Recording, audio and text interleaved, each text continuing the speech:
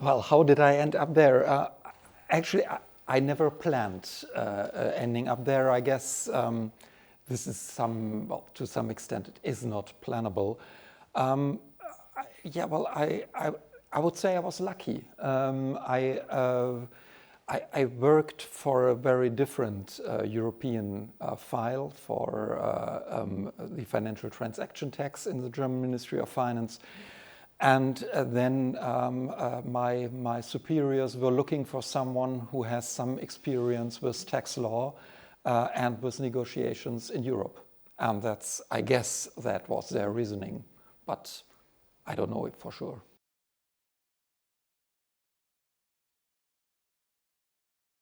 Well, we recruit everybody who is good in what he is doing or she is doing, who fulfills the requirement and who's willing to work in the public sector.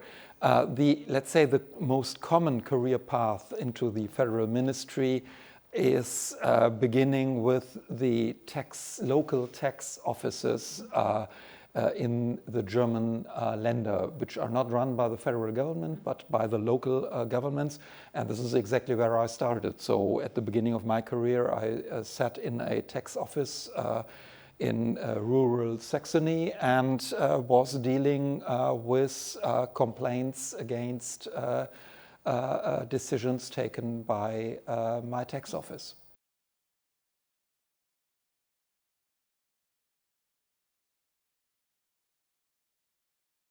Well, first of all, I would say that it's not so common to leave the public sector, at least once you have been working in the ministry.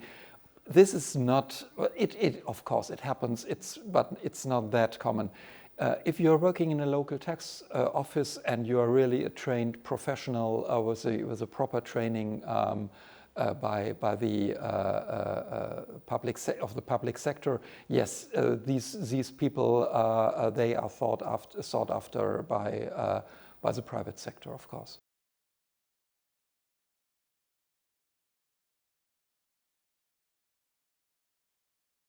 Who initiated it? Well, I would say this topic emerged from a public debate, and this public debate happened at different places. It has been a topic for academics who were really thinking about the future of the VAT system, and who saw that I would say one of the preferred solutions, at least in German academics, for the future of the VAT system, generalized reverse charge system, would not be reachable, let's say, at least in the short term, and that what could be reached is a more modernized, a more digitalized system.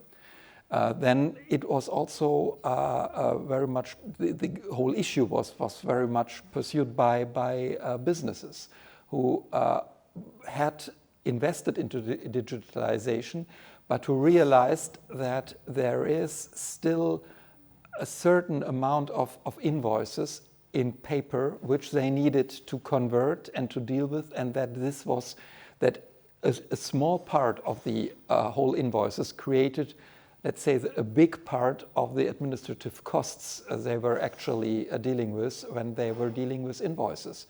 And so for them, digitalization and e-invoicing and mandatory e-invoicing was an interesting topic. And it was also something that was considered by political parties for its digitalization, the connection to digitalization, but also because it is seen as an instrument to raise revenue from VAT. So I guess it emerged in different areas, and these areas converged.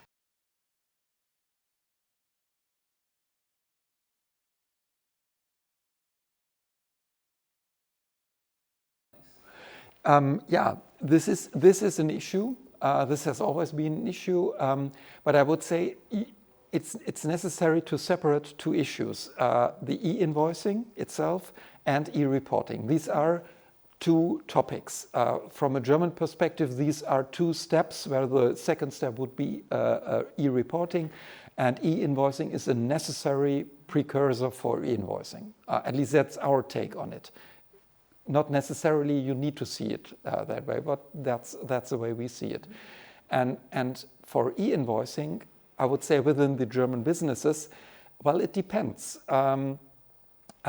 If you are a business that is used to issue paper invoices, of course you don't necessarily want to change your business practices.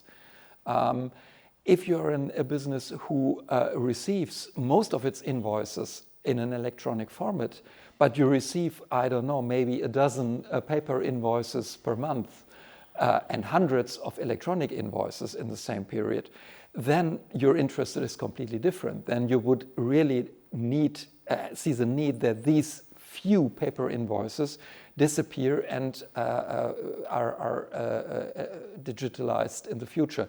So I wouldn't say that from the business perspective, there is a unified view on this. But this has been a decision that has been taken when my government started its work a couple of years ago at a very early stage, that they said, well, okay, the positive digitalization effect, we value this effect higher than the legitimate interest of people to issue paper invoices also in the future. We want to go into a digital direction, and that's what we are doing, and of course with a long grace period, which from the perspective of some businesses could be longer and from the perspective of others could be shorter.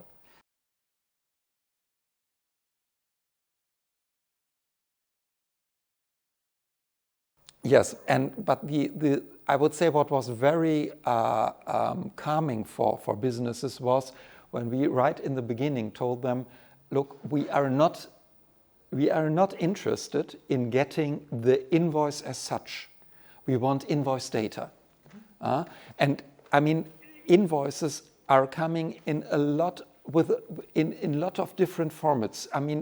Not only from formats in a technical sense, but also concerning its content. It's a difference whether I, let's say, buy one piece of something or 10 pieces of something and it's an invoice about this thing, or whether I have a complex contract and I'm invoiced on this very complex things, maybe a mixture of services and goods. This looks totally different, and we want to get this data in one format in a way that we as an administration can deal with it, and we are only interested in the part of the data that is relevant for taxation.